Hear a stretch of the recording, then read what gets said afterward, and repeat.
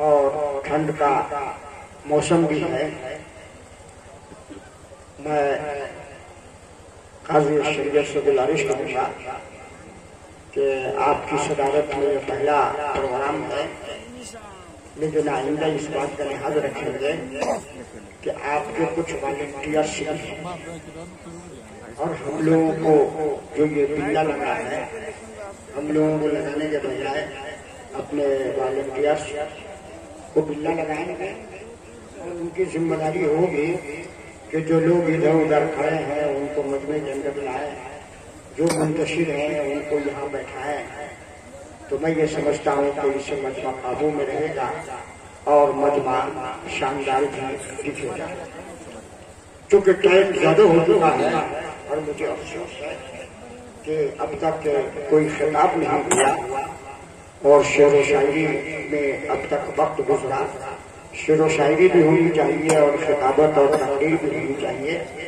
اور بہت دیر سے ہمارے فاضل خطیب اسٹیج کے اوپر جلوہ افروز ہیں، ان کا ایک خطاب ضرور ہو جانا چاہیے تھا۔ محترم حضرات، حضرت فخر نیپال کی شخصیت اور خدمات سے آپ حضرات بخوبی واقف ہیں، اور میرے نواسے عزیز و مولانا احسان رضا مصباحی جو اس سال ابھی چند دنوں کے بعد مرکزی ادارے شرعیہ سے تربیت فقہ و افتاء سے فراغت حاصل کرنے والے ہیں، وہ ہیچ میدان کے اوپر مکمل ایک سوانح لکھی ہے جو قریب شائع ہونے والی ہے، تقریباً 400 سے 500 صفحات پر۔ میں نے اپنے زمانے طالب علمی اشرفیہ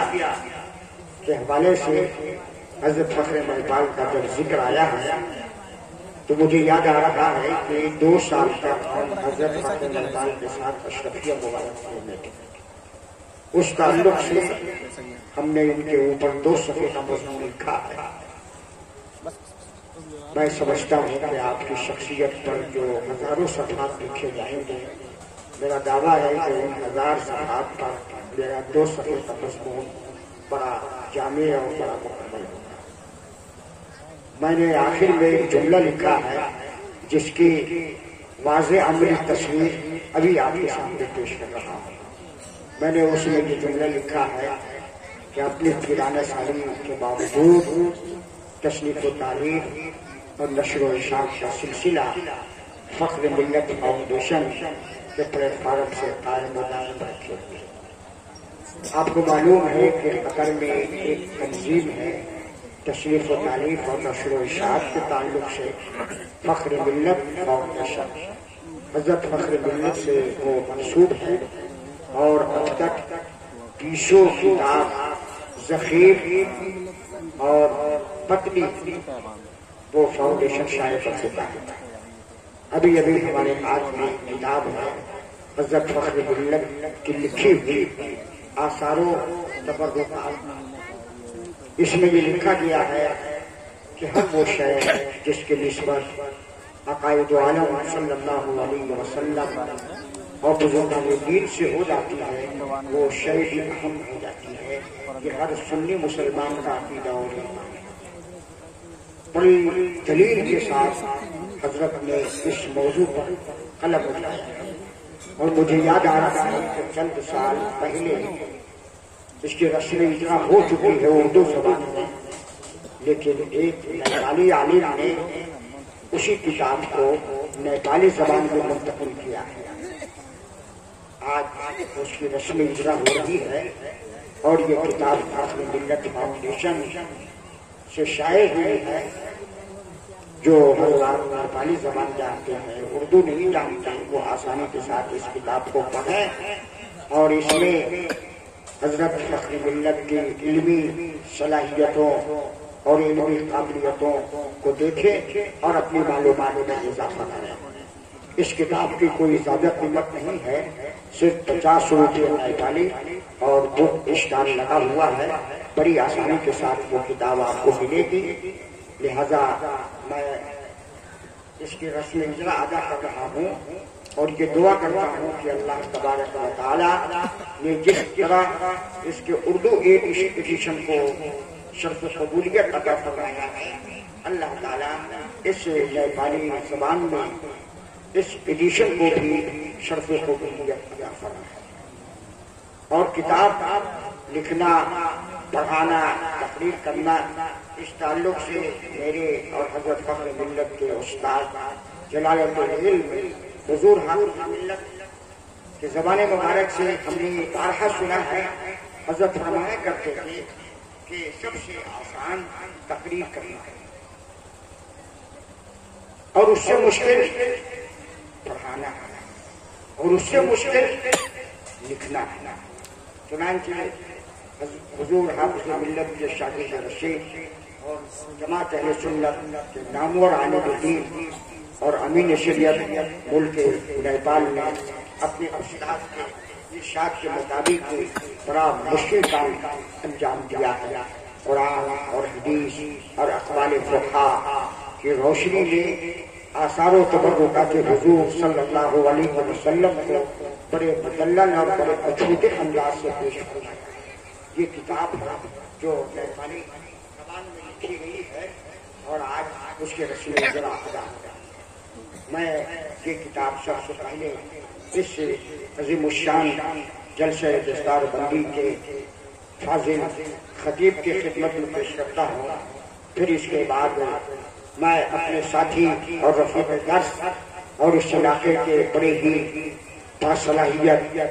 اور معمر عالم دین حضرت علامہ مولانا مفتی حبیب اللہ صاحب کی خدمت میں پیش کرتا ہوں، اور اگر میرے بزرگ ساتھی حضرت علامہ مولانا عبد المعید صاحب مصباحی ہوں تو ان کی خدمت میں بھی پیش کرتا ہوں۔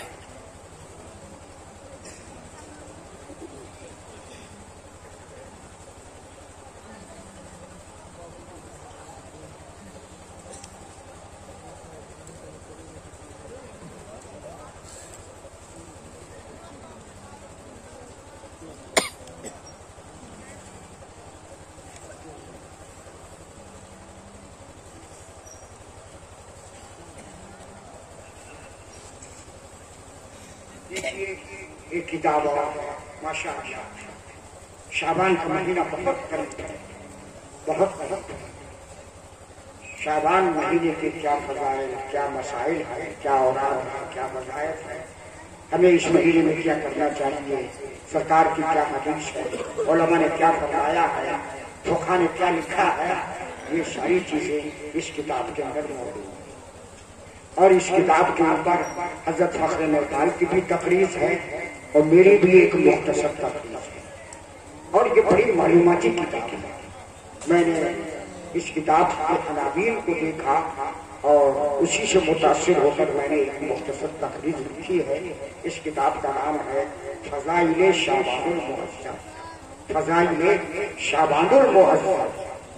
آپ اخبارات کے ذریعے سے، اشتہار کے ذریعے سے علماء کی زبانیں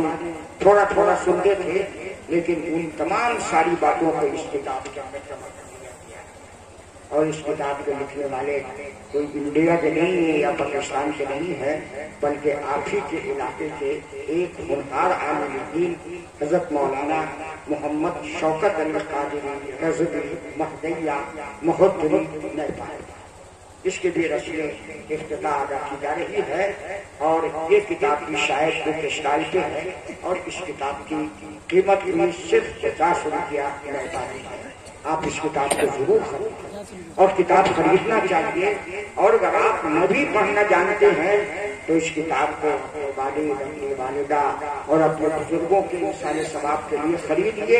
اور آپ اپنی مسجد کے امام صاحب کو دے دیجیے، یا آپ کے محلے میں کوئی عالم دین ہو یا کوئی طالب علم مدرسے میں پڑھتا ہو، اردو جانتا ہو، اس کو دیجیے، یہ بھی قابل ثواب ہے۔ لہذا یہ بہت ہی معلوماتی کتاب ہے۔ رسم اجرا ادا ہو جانے کے بعد میں اس تصنیف کو از راہ تبرک حضرت مولانا منظور احمد صاحب مصباحی کی خدمت میں پیش کر رہا ہوں کہ آپ اس کو قبول فرمائیں اور اس ہونہار بچے کو اپنی دعاؤں سے سرفراز کریں۔